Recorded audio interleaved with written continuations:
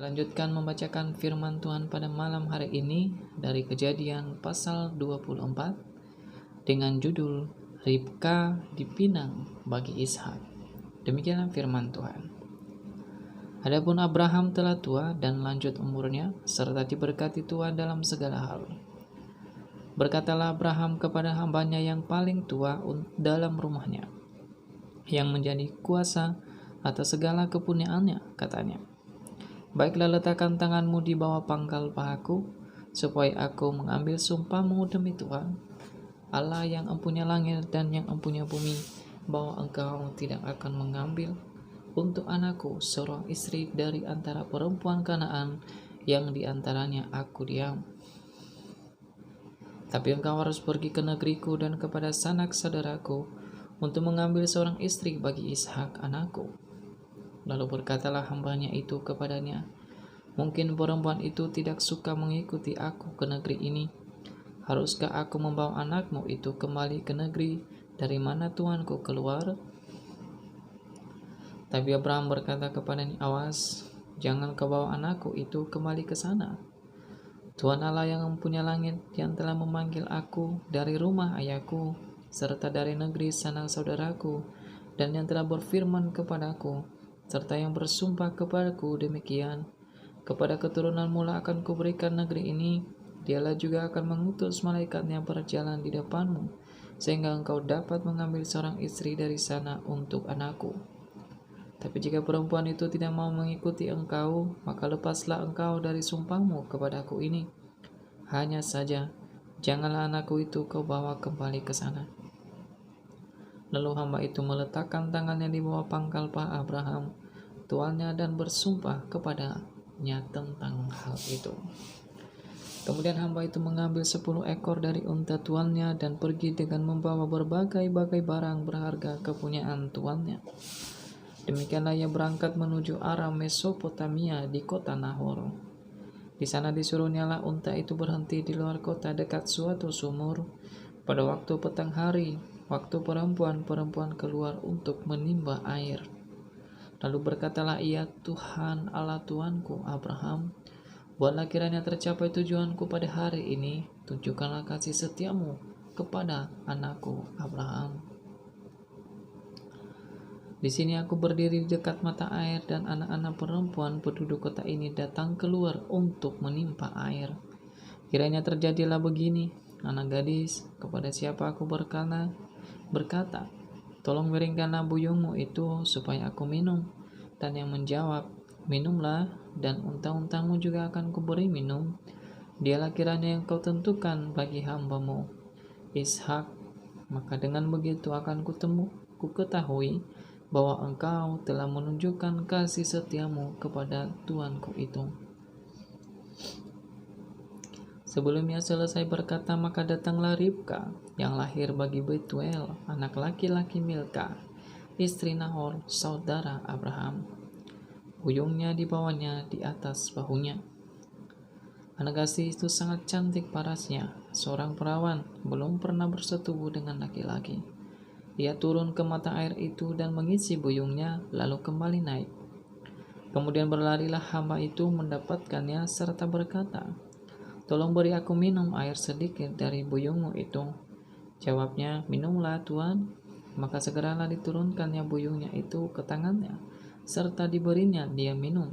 Setelah ia selesai memberi hamba itu minum, berkatalah ia, "Baiklah, untuk unta-untamu juga kutimba air sampai semuanya puas minum." Kemudian segeralah dituangnya air yang dibuyungnya itu ke dalam palungan. Lalu berlarilah ia sekali lagi ke sumur untuk menimba air, dan ditimbanyalah untuk semua unta orang itu. Dan orang itu mengamatinya dengan berdiam diri untuk mengetahui apakah Tuhan membuat perjalanannya berhasil atau tidak. Setelah unta-unta itu puas minum, maka orang itu mengambil anting-anting emas yang setengah shikal beratnya, dan sepasang gelang tangan yang 10 shikal emas beratnya, serta berkata, "Anak siapakah engkau? Baiklah katakan kepadaku, adakah di rumah ayahmu tempat bermalam bagi kami?" Lalu jawabnya kepadanya, "Ayahku Betuel, anak Milka, yang melahirkannya bagi Nahor. Lagi kata gadis itu, baik jerami, baik makanan unta banyak pada kami, tempat bermalam pun ada.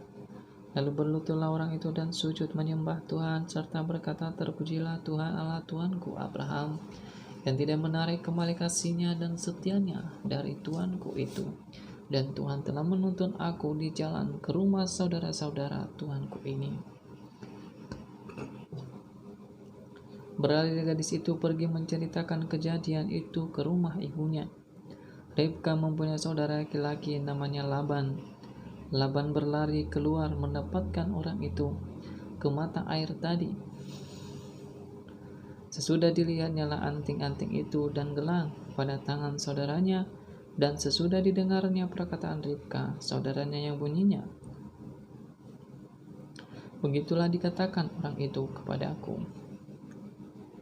Ia mendapatkan orang itu yang masih berdiri di samping unta-untanya di dekat mata air itu, dan berkata, marilah engkau yang diberkati Tuhan, mengapa engkau berdiri di luar, padahal telah kusediakan rumah bagimu, dan juga tempat untuk unta-untamu. Masuklah orang itu ke dalam rumah, ditanggalkanlah pelana unta-unta, diberikan jerami dan makanan kepada unta-unta itu. Lalu dibawa air pembasuh kaki untuk orang itu dan orang-orang yang bersama-sama dengan dia. Tetapi ketika dihidangkan makanan di depannya, berkatalah orang itu, aku tidak akan makan sebelum kusampaikan pesan yang kubawa ini. Jawab Laban, silakan. Lalu berkatalah ia, aku ini hamba Abraham. Tuhan sangat memberkati tuanku itu sehingga ia telah menjadi kaya.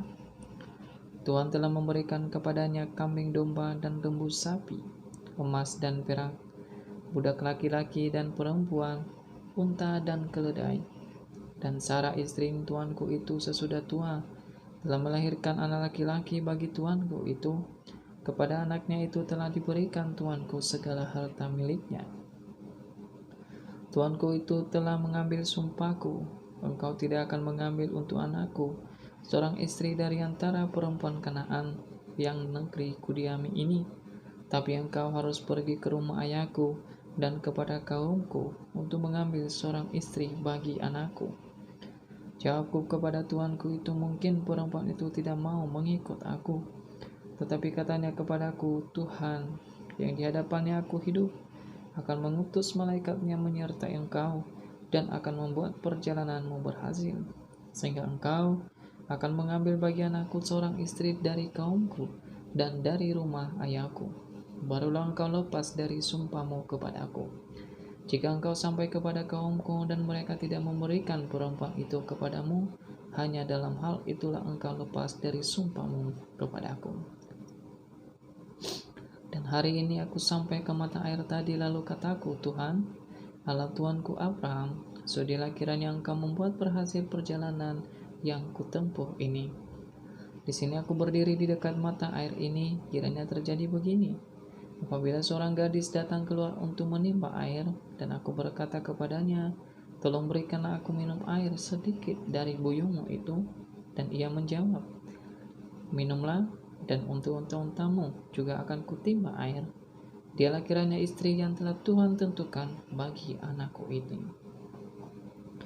Belum lagi aku habis berkata dalam hatiku, Ribka telah datang membawa buyung di atas bahunya dan turun ke mata air itu, lalu menimba air. Kataku kepadanya, tolong berikan aku minum.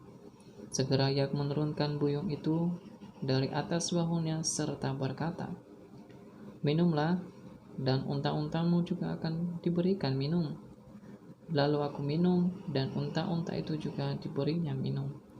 Sesudah itu aku bertanya kepadanya, anak siapakah engkau? Jawabnya, ayahku Betuel, anak Nahor yang dilahirkan Milka. Lalu aku mengenakan anting-anting pada hidungnya dan gelang pada tangannya. Kemudian berlututlah aku dan sujud menyembah Tuhan serta memuji Tuhan Allah Tuanku Abraham, yang telah menuntun aku di jalan yang benar untuk mengambil anak perempuan saudara tuanku ini bagi anaknya.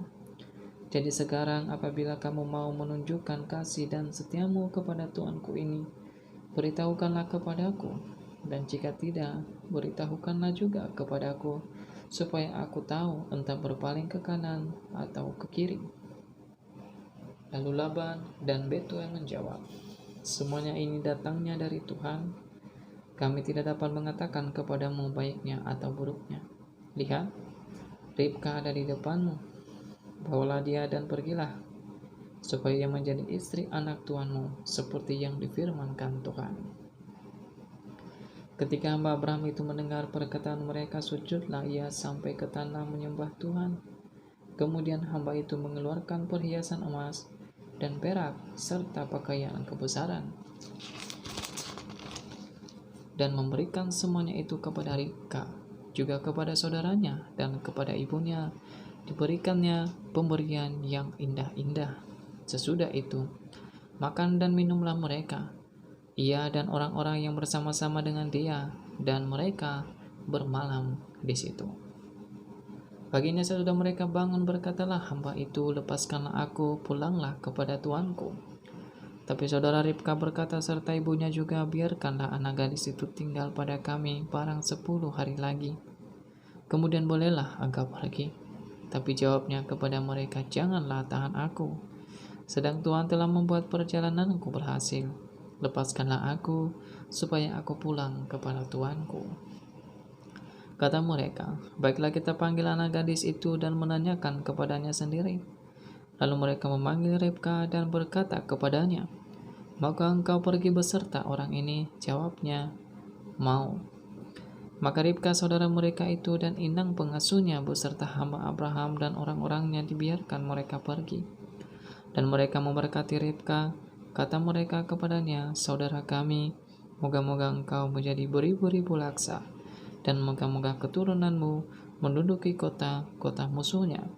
Lalu berkemaslah Ribka beserta hamba-hambanya perempuan, dan mereka naik unta mengikuti orang itu.